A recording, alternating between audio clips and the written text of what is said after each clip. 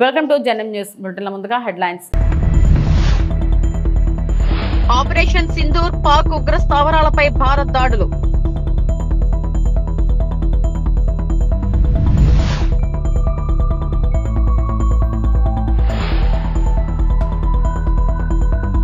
చివరి ఉగ్రవాదిని అంతం చేసే వరకు మోడీ పోరాటం ఆగదన్నారు డిప్యూటీ సీఎం పవన్ కళ్యాణ్.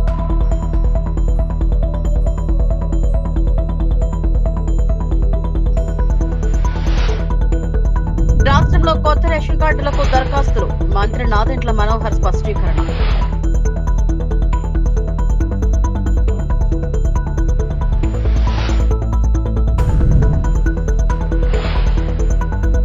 అనకాపల్లి జిల్లా 10వ తరగతిలో మెరిసిన విద్యార్థులకు హోంమంత్రి అనిత ఘన సన్మానం చేశారు. పెహల్గాం ఉగ్రదాడికి ప్రతీకారంగా పాకిస్తాన్లోని ఉగ్ర స్థావరాలపై భారత సైన్యం మెరుపు దాడులు నిర్వహించింది.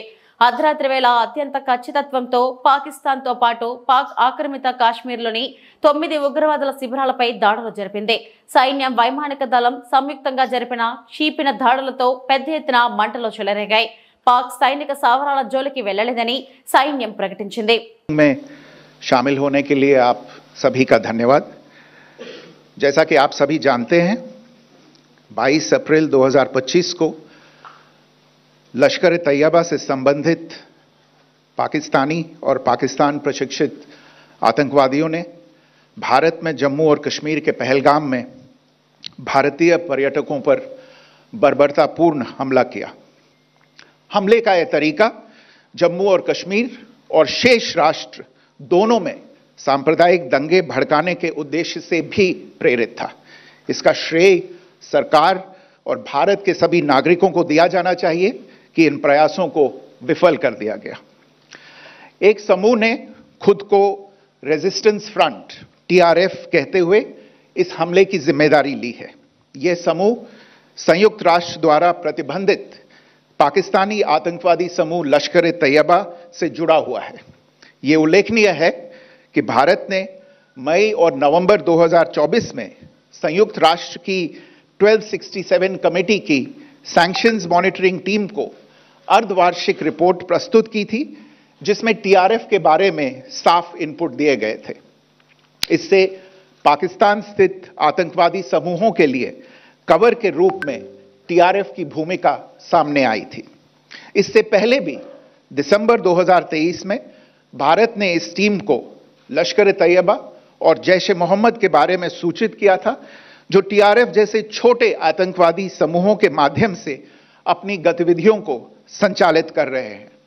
इस संबंध में 25 अप्रैल को UN सिक्योरिटी काउंसिल प्रेस वक्तव्य में TRF के संदर्भ को हटाने के लिए पाकिस्तान के दबाव पर भी ध्यान दिया जाना चाहिए। पहलगाम आतंकवादी हमले की जांच से पाकिस्तान के साथ आतंकवादियों के संपर्क उजागर हुए हैं। रेजिस्टेंस फ्रंट द्वारा किए गए दावे और लश्कर तैयबा से ज्ञात सोशल मीडिया हैंडल द्वारा इसको रीपोस्ट किया जाना इसकी पुष्टि करता है। పాకిస్తాన్లోని ఉగ్ర స్థావరాలపై భారత్ చేసిన దాడులు గర్వించదగ్గ విషయమని AP deputy CM Pawan Kalyan అన్నారు. పెహల్గాం ఘటనకు ప్రతీకారం తీర్చుకోవాలని యావత్ దేశం ఎదురు చూస్తుందని చెప్పారు. ప్రధాని మోడీ నాయకత్వంలో రక్షణ దళాలు ధీటుగా పాక్లోని ఉగ్ర స్థావరాలపై దాడి చేసి బుద్ధి చెప్పాయన్నారు. హైదరాబాద్ లో నిర్వహించిన మీడియా సమావేశంలో పవన్ మాట్లాడారు. మోడీ నిర్ణయానికి తామంతా కట్టుబడి ఉంటామన్నారు. అక్కడున్న మిలిటరీ ఎస్టాబ్లిష్మెంట్స్కి దాడి చేయకుండా, అక్కడున్న సివిలియన్ క్యాజువాలిటీస్ లేకుండా కేవలం ఎవరైతే ఉగ్రవాద సంస్థలు ఉన్నాయి, ముఖ్యంగా ఈ 3 సంస్థల మీద ప్రత్యేకించి దాడులు జరపడం, వాటిని ధ్వంసం చేయడం నిజంగా ఇది భారతదేశం ప్రతి ఒక్కరూ హర్షించదగ్గ విషయం. ఎందుకంటే 90s నుంచి కూడా కశ్మీర్ అనేది మనకి ఎప్పటి నుంచో Kashmir is an integral part of our nation, as undeniable fact అది. కానీ ప్రత్యేకించి ఈ ఉగ్రవాద మూకలు, పాకిస్తాన్ ప్రేరేపిత ఉగ్రవాద మూకలు, ఇది 90లో కూడా ఇలాగే కశ్మీరీ హిందూస్ని కశ్మీరీ పండిట్స్ని చంపేశారు. ఇట్లాగే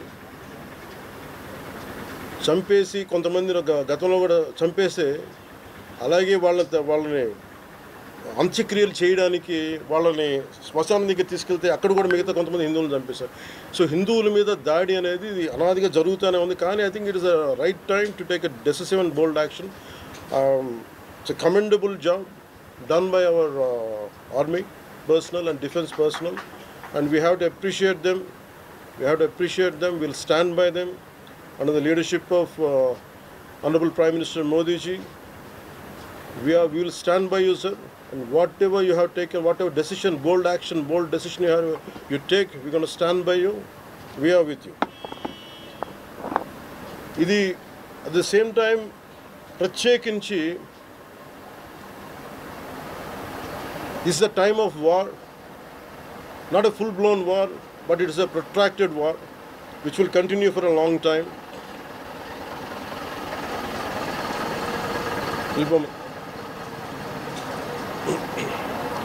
Which will continue for a long time. And Pakistan should be taught a tough lesson, because they are the ones who are harboring these terrorists.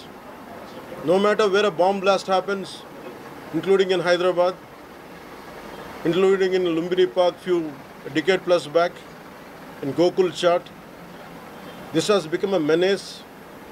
I think under the new leadership of Modi ji, the tough leadership of Modi ji, central government will take a decisive action on any kind of terrorist and any kind of terrorism act. At the same time, I appeal to all the people of our nation, as a civilian person, when military is waging a war, what we have to do? Military యుద్ధం చేస్తున్నప్పుడు మనం ఏం చేయగలం అని అనుకున్నప్పుడు ప్రతి civilian కూడా, including all the civilians of our nation, we have a role to play. Make sure any kind of anti-national rhetoric happens on social media. Make sure you give a counter attack. Make sure they'll be brought to justice. Make sure you'll be conveyed to the relevant cyber crime departments. And also, please make sure we'll file cases on them. And also I have conveyed to our DGP also today morning, anybody from the state of Andhra Pradesh, anyone who goes anti-national and who goes against this war will be booked under very severe cases, and they have to be reminded they belong. Any kind of attack on a nation from outside or within nation will be taken quite seriously. They have to take this into consideration, and they have to, especially celebrities, especially who think their social media influencers, don't comment about army. You don't know the ABC of how to safeguard the borders of this nation. You never know. So, as the dogs are barking right now, simply don't bark on social media anything about entire nation. Please don't bark on social media without having any understanding about national security. So this is what I appeal to all the social media influencers. Stern action will be taken in against you. Please, this is what our request to you all. And also at this time of in these tough times, we stand by Honorable Prime Minister Modi ji and the BJP-led NDA government, and we'll stand by you and we will be with you, no matter how long it takes, till the last terrorist is wiped out from this country. Thank you. AP హోంశాఖ మంత్రి వంగలపూడి అనిత నేతృత్వంలో విద్యా కుసుమాలకు ప్రశంసల పట్టాభిషేకం జరిగింది. 10వ తరగతి పరీక్షా ఫలితాల్లో మెరిసిన విద్యార్థులను ఆమె ఘనంగా సన్మానించారు. అనకాపల్లి జిల్లా పాయకరావుపేట నియోజకవర్గ వ్యాప్తంగా సత్తా చాటిన ప్రభుత్వ పాఠశాలల విద్యార్థులు ఉత్తమ ప్రతిభను గుర్తించి హోంమంత్రి వారిని సత్కరించారు. అనకాపల్లి జిల్లా నక్కపల్లిలోని హోంమంత్రి క్యాంప్ కార్యాలయంలో నిర్వహించిన విద్యా కుసుమాల అభినందన కార్యక్రమం అట్టహాసంగా జరిగింది. కార్యక్రమానికి ముఖ్య అతిథిగా హాజరైన హోంమంత్రి వంగలపూడి అనిత తన స్వంత నిధులతో 10వ తరగతి పరీక్షల్లో 101 మందిని మెరుగైన ప్రతిభ చూపిన విద్యార్థులు ఒక్కొక్కరికి 5,000 రూపాయలు చొప్పున నగదు బహుమతులు, జ్ఞాపికలు, ప్రశంసా పత్రాలు అందజేశారు. కార్యక్రమంలో 50 ప్రభుత్వ పాఠశాలలు, విద్యార్థులు, ఉపాధ్యాయులు పాల్గొన్నారు. ఎప్పుడు కూడా ఎడ్యుకేషన్ మీద ఎప్పుడు పాయకరావుపేట నియోజకవర్గంలో ప్రభుత్వ పాఠశాలలో చదివి సుమారుగా ఫస్ట్ సెకండ్ మార్కులు తీసుకొచ్చిన ప్రతి ఒక్కరిని కూడా ప్రతి ఒక్క విద్యార్థుల్ని సన్మానించుకోవాలని ఒక మంచి దృక్పథంతో పాయకరావుపేట నియోజకవర్గ ముఖ్య నాయకులు మేమందరం కూడా ఒక నిర్ణయానికి వచ్చి ఈరోజు కలెక్టర్ గారికి ఇన్ఫార్మ్ చేసిన తర్వాత కలెక్టర్ గారు కూడా ఇన్స్ట్రక్షన్ మీద డిఓ గారు వీళ్ళందరూ కూడా ఒక మంచి మీటింగ్ని అయితే అరేంజ్ చేశారు. ఈరోజు మా తాలూకు ముఖ్యమైన కాన్సెప్ట్ కూడా ఏంటంటే ప్రభుత్వ పాఠశాలని ప్రోత్సహించాలి, ప్రభుత్వ పాఠశాలలో చదివే పిల్లలు కూడా చాలా మంచి మంచి మార్క్స్ తీసుకొచ్చుకుంటున్నారు. ప్రభుత్వ పాఠశాలలో కూడా చాలా వెల్ ఎక్స్పీరియన్స్డ్ ఉన్న టీచర్స్ ఉన్నారు. ఈరోజు చదివించుకోలేకపోతున్నామని చెప్పి కూలి పనులకు పంపించుకునే తల్లిదండ్రులు కానీ, చదువుకోలేకపోతున్నామని బాధపడే పిల్లలు కానీ ఈరోజు పెద్ద పెద్ద డబ్బులు ఉంటేనే చదువు ఉంటుంది అన్న పరిస్థితి నుంచి ఈరోజు గవర్నమెంట్ ఈరోజు అన్ని విషయాలని కూడా సపోర్ట్ చేసి ఈరోజు గవర్నమెంట్ స్కూల్లో మంచి విద్యా విధానం అనేది ప్రవేశపెట్టడం అనేది నిజంగా చాలా శుభపరిణామం కింద భావించాలి. దీనికి ప్రత్యేకంగా గౌరవ లోకేష్ గారికి, ఐటీ శాఖ మంత్రులు, హెచ్ఆర్డీ మినిస్టర్ గారికి ప్రత్యేకంగా నేను ధన్యవాదాలు తెలియజేసుకోవాలి. ఎందుకంటే ఈ సంవత్సరం కంపల్సరీగా మంచి రిజల్ట్స్ రావాలనే ఉద్దేశంతో పనిచేయడం, దానికి స్ఫూర్తిదాయకంగా ముందు నుంచి నడిపించడం నారా లోకేష్ గారి అయితే, అదేవిధంగా దాన్ని స్ఫూర్తిగా తీసుకొని ప్రతి పాఠశాలలో ప్రధానోపాధ్యాయులు, సబ్జెక్ట్ టీచర్స్ కూడా చాలా కష్టపడి పిల్లల్ని ఈరోజు ఈ పొజిషన్లో కూర్చోబెట్టారు. అనకాపల్లి జిల్లాలో 21 100% ఉత్తీర్ణత సాధించిన పాఠశాలలు ఉంటే అందులో 6 పాఠశాలలు కేవలం పాయకరపేట నియోజకవర్గంలో ఉన్నామని చెప్పడానికి కూడా చాలా గర్వపడుతున్నాం. అదేవిధంగా కోటవరట్టులో ఉన్న కేసీబీవీ స్కూల్స్ కానీ ఇవన్నీ కూడా 100% ఉత్తీర్ణత సాధించడమే కాకుండా సుమారుగా 589 ఈరోజు హైయెస్ట్ మార్క్స్తో కూడా జాహ్నవి అనే అమ్మాయి మార్క్స్ తెచ్చుకోవటం. అదేవిధంగా ఈరోజు సుమారుగా ఫస్ట్ సెకండ్ కలిపి సుమారుగా 100 మందికి పైగా పిల్లలందరూ కూడా ఈరోజు ఇక్కడికి రావడం జరిగింది. తల్లిదండ్రులతోని, అదేవిధంగా స్కూల్ హెడ్ మాస్టర్లతోని కూడా వాళ్ళ తాలూకా సంతోషాన్ని మాతో పంచుకోవడం జరిగింది. వాళ్ళందరికీ కూడా వాళ్ళలో ఒక స్పోర్టినెస్ రావాలి, ఇంకా చూసే వాళ్ళు కూడా ఉత్సాహంగా ముందుకు రావాలి ఉద్దేశంతో రాబోయే కాలంలో వాళ్ళకి అయ్యే ఒక ఇంటర్మీడియట్కి అడ్మిషన్కి అయ్యే ఖర్చు ఏదైతే ఉంటుందో చిన్న అమౌంట్ ఒక 5,000 రూపీస్ ఈరోజు నా సొంత ఖర్చుల నుంచి నేను ఇవ్వాలి అని చెప్పి నేను అనుకున్నాను.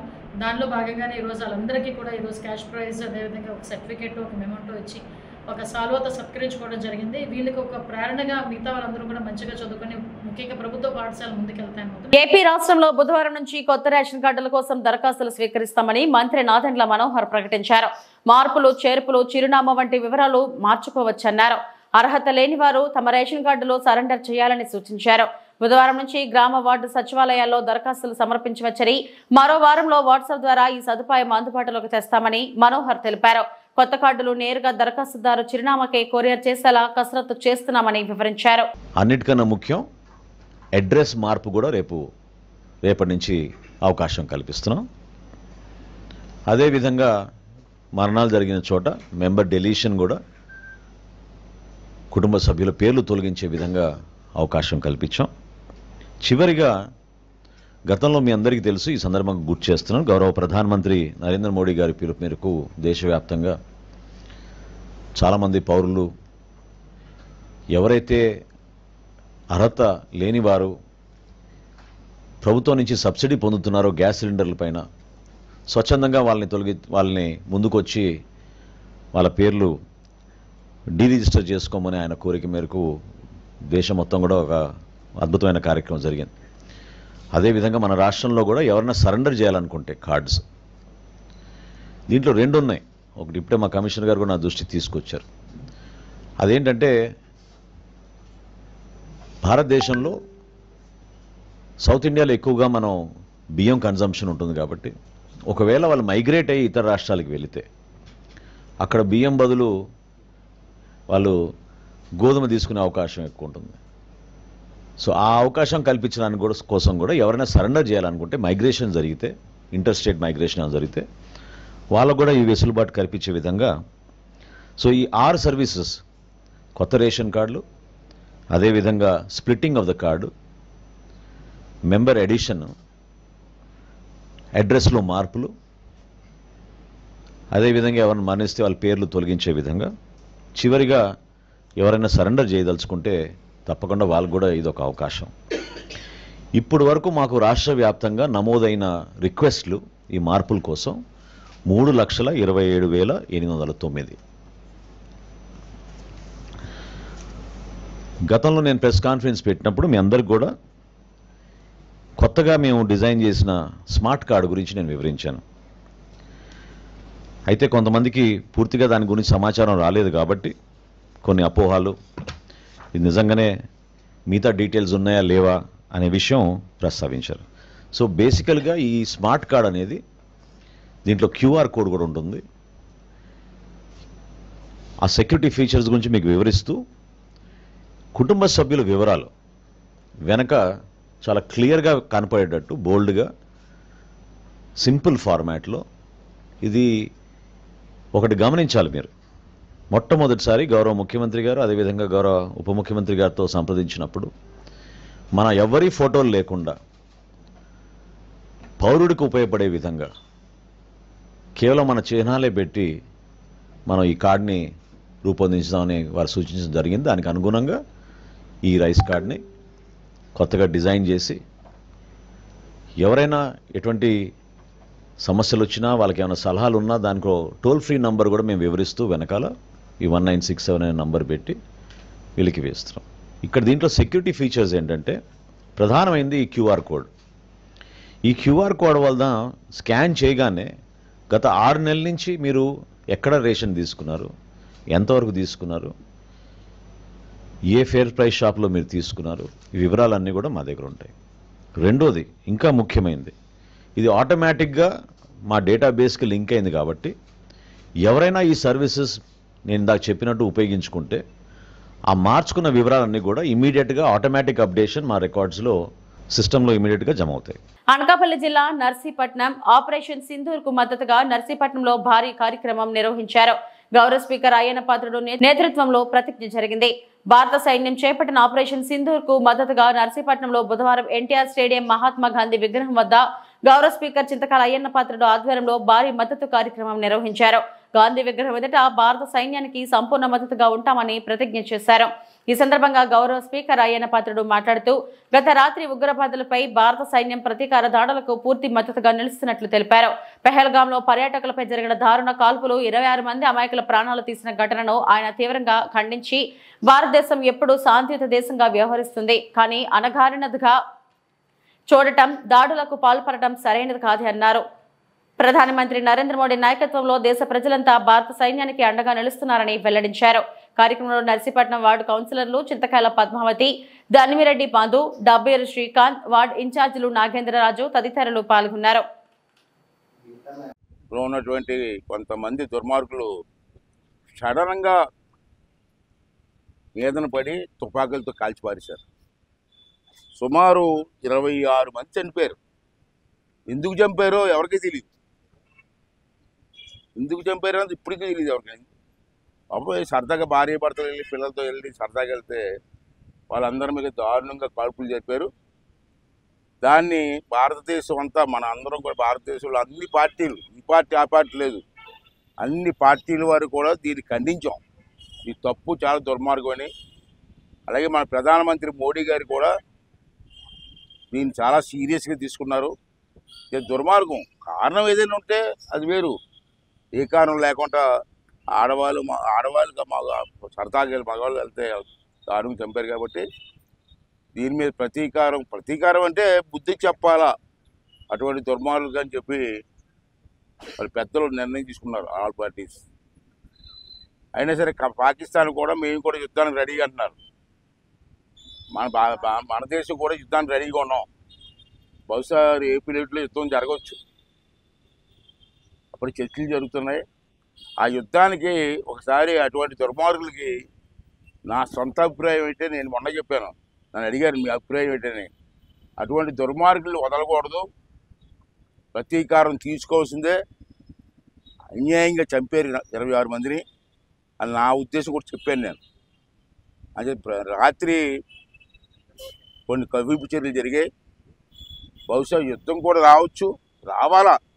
ఒకసారి ఆ దుర్మార్గులందరూ తుడిచిపెట్టాలి. ఒకసారి భారతదేశంపై కన్నులెత్తి చూస్తే మిమ్మల్ని పాతేస్తామని చెప్పి ఒక సంకేతం మనం ఇవ్వాల్సిన అవసరం ఉంది. కర్నూలు జిల్లా ఎమిగ్నూరు మండలం బనహసిలో అట్టహాసంగా మెగా టెక్స్టైల్ పార్క్ నిర్మాణానికి భూమి పూజ నిర్వహించారు. రాష్ట్ర న్యాయ మైనారిటీ సంక్షేమ శాఖ మంత్రి ఎన్ఎండి ఫరూక్, రాష్ట్ర పరిశ్రమల వాణిజ్య ఫుడ్ ప్రాసెసింగ్ శాఖ మంత్రి టీజీ భరత్ మరియు బీసీ సంక్షేమ చేనేత మరియు హౌలి శాఖ మంత్రి సవిత మరియు ఎమిగ్నూరు ఎమ్మెల్యే జయనాగేశ్వరరెడ్డితో కలిసి భూమి పూజలో పాల్గొన్న Adoni MLA doctor PV Parthasarathy Valmiki. ఈ కార్యక్రమంలో చేనేత మరియు జౌళి శాఖ కమిషనర్ రేఖారాణి, జిల్లా కలెక్టర్ పి రంజిత్ బాషా తదితరులు పాల్గొన్నారు. చాలా సంతోషంగా ఉంది. సంవత్సరం గడవక ముందే కూటమి ప్రభుత్వం ఏర్పడిన తర్వాత నరేంద్ర మోదీ ప్రధానమంత్రి ఆశీస్సులతో గౌరవ ముఖ్యమంత్రి చంద్రబాబు నాయుడు గారి మార్గనిర్దేశకంలో మంత్రులంతా ఎమ్మెల్యేలంతా కలిసి అత్యంత వెనుకబడినటువంటి పార్లమెంట్ కర్నూలు పార్లమెంటుని లక్ష్యంగా ఎన్నో అభివృద్ధి పనుల్లో భాగంగా ఈరోజు మెగా టెక్స్టైల్ పార్క్ ని ఎమ్మిగనూరులో ప్రారంభించడం అన్నది చాలా గొప్ప అంశంగా మనమంతా చూడాల్సిన అంశం. నేను సూటిగా ప్రశ్నిస్తా ఉన్నా, ఎవడ్రా అసలు అంటుంది అభివృద్ధి చెందట్లేదు రాష్ట్రం అని కారు కూతలు కూస్తా ఉన్నారు కొంతమంది, నోటికొచ్చినట్టు మాట్లాడుతా ఉన్నారు కొంతమంది, లేని పోనివన్నీ కూడా పత్రికల్లో రాస్తున్నారు కొంతమంది. ఒక్కసారి వాళ్ళందరినీ వచ్చి ఎమ్మిగనూరులో ఒక్కసారి తలపెట్టి చూడాల్సిందిగా మీ వైపు నుంచి నేను కోరుతా ఉన్నా. ఎవడో ఏదో మాట్లాడుతున్నాడని నిరంతరం రాజకీయాలు తప్ప బురద చల్లడం తప్ప ఇంకేమీ చేతగాని కొంతమంది మాట్లాడుతా ఉన్నారు. ఇదంతా బూటకం, ఇవంతా కూడా అబద్ధం, ఇవంతా కూడా అవినీతిని రోజు పేపర్లో టావులుగా రాస్తా ఉన్నారు. కళ్ళు తెరిచి చూడాల్సిందిగా వాళ్ళందరికీ చెప్తా ఉన్నా. 175 నియోజకవర్గాల్లో రాష్ట్రం మొత్తం మీద ప్రతి నియోజకవర్గంలో కూడా పారిశ్రామికవేత్తలను తయారు చేస్తామని, ఇంటింటికి ఒక వ్యాపారవేత్త ఉండాలని ముఖ్యమంత్రి చంద్రబాబు నాయుడు గారు ప్రతినబూని 175 నియోజకవర్గాల్లో ఇటువంటి పార్కులు ఏర్పాటు చేస్తా ఉన్నారు. మీరు అనుకోవచ్చు పార్కులు అంటే ఆడుకునే పార్కులు కాదు, పాడుకునే పార్కులు కాదు, చెట్లు మొలిచే పార్కులు కాదు. ఈ పార్కులు డబ్బులకు సంబంధించిన చెట్లు మొలిచే పార్కులని వాళ్ళకి అర్థం కావాల్సిన అవసరం ఉంది. ఇవి మామూలుగా ఊహించుకోవద్దు, ఇదేదో రాజకీయ సభ కాదు. ఇక్కడ 70 ఎకరాలలో దశాబ్దాలుగా నలిగిపోతున్నటువంటి చేనేత కార్మికులను హక్కున చేర్చుకోవడానికి, అంతరించిపోతున్నటువంటి చేనేత పరిశ్రమని ఆదుకోవడానికి, వాళ్ళందరికీ కూడా కూటమి ప్రభుత్వం ఉంది అని చెప్పడానికి, మళ్ళీ వాళ్ళందరికీ జీవం పోయడానికి 70 ఎకరాల్లో చిన్న చిన్న ప్లాట్లుగా చేసి ఒక్కొక్క ప్లాట్ 50 సెంట్లుగా మార్చి వాళ్ళందరికీ కూడా షెడ్లు వేసుకుంటారా, ఫ్యాక్టరీలు కట్టుకుంటారా, మిల్లు ఏర్పాటు చేసుకుంటారా, ఏదైనా చేసుకోండి అని చెప్పేటువంటి అద్భుతమైన ప్రక్రియ ఈరోజు ఇక్కడ జరుగుతా ఉందన్న విషయాన్ని మీరు అర్థం చేసుకోవాలి. నేను సూటిగా అడుగుతా ఉన్నా, ఇంతకు ముందున్న మాట్లాడుతున్న వాళ్ళందరినీ కూడా, మీరు 5 ఏళ్ల కాలంలో ఏ రోజైనా సరే ఇట్లాంటి పార్కు గురించి ఆలోచన చేసినారా? చేనేతల గురించి ఆలోచన చేసినారా? చేనేతల కష్టాల గురించి పట్టించుకున్నారా అని సూటిగా అడుగుతా ఉన్నా.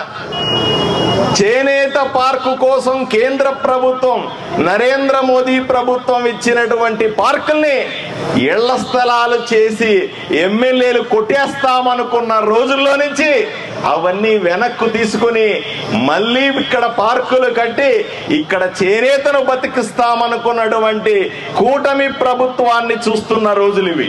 కళ్ళు పెద్దవిగా చేసి చూడాలి, చెవులు దగ్గర పెట్టుకొని ఒళ్ళు దగ్గర పెట్టుకొని వినాలా. కూటమి ప్రభుత్వాన్ని విమర్శిస్తున్న వాళ్ళకందరికీ ఇదే హెచ్చరిక చేస్తా ఉన్నా. నోటికొచ్చినట్లు మాట్లాడద్దు, నోటికొచ్చినట్లుగా రాయద్దు, ఎటు పడితే అటు తెలుసుకోకుండా అభివృద్ధి కోసం రాత్రి పగలు కష్టపడుతున్నటువంటి చంద్రబాబు నాయుడు గారు, ఊరూరా తిరుగుతున్నటువంటి ఉప ముఖ్యమంత్రి పవన్ కళ్యాణ్ గారు, ప్రతి నియోజకవర్గంలోనూ 3 పార్టీల కార్యకర్తలు అందరూ కలిసి రాష్ట్రాన్ని అభివృద్ధి చేసుకుంటామని ఈ సభాముఖంగా ప్రతిజ్ఞ చేస్తా ఉన్నాం. అత్యంత వెనుకబడినటువంటి కర్నూలు పార్లమెంటు నియోజకవర్గాన్ని ప్రతి ఒక్క అసెంబ్లీ సెగ్మెంట్ లో కూడా ఇటువంటి పారిశ్రామిక వాడలు తయారు చేసి ఇప్పటికే ఆదోనిలో స్థలాన్ని ఐడెంటిఫై చేశాం. మిగిలిన నియోజకవర్గాల్లో కూడా స్థలాల్ని ఐడెంటిఫై చేశాం. అన్ని చోట్ల కూడా ఇటువంటి పారిశ్రామిక వాడలను తయారు చేసి ప్రతి ఇంటికి ఒక పారిశ్రామికవేత్తను చేస్తామన్న మా ప్రతిజ్ఞను నెరవేర్చుకుంటామని సమాముఖంగా తెలియజేస్తూ సెలవు తీసుకుంటాను. నమస్కారం. బీసీ మహిళలకు కూటమి ప్రభుత్వం కుట్టు మిషన్ శిక్షణ పథకంలో అవకతవకలు జరిగాయని వైసీపీ నేతలు జాయింట్ కలెక్టర్ డాక్టర్ నవ్యకు వినతి పత్రం అందించారు. 1,00,000 మంది మహిళలకు కుట్టు మిషన్ శిక్షణ కోసం ఒక్కొక్కరికి 23,000 రూపాయలు ఖర్చు చూపించారని, వాస్తవానికి ఒక్కో మహిళకు 7,300 రూపాయలు ఖర్చు అవుతుందని వైసీపీ మహిళా నేతలు తెలిపారు. ఈ పథకంపై సమగ్ర విచారణ జరిపించాలని వారు జాయింట్ కలెక్టర్ కు వినతి పత్రం అందజేశారు.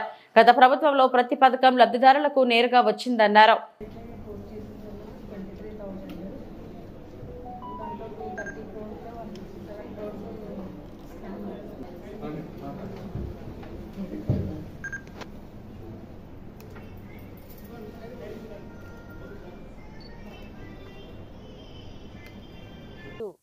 $230 కోట్ల భారీ స్కామ్ అని, ఇది స్కీమ్ కాదు స్కామ్ అని అనుకోవచ్చు.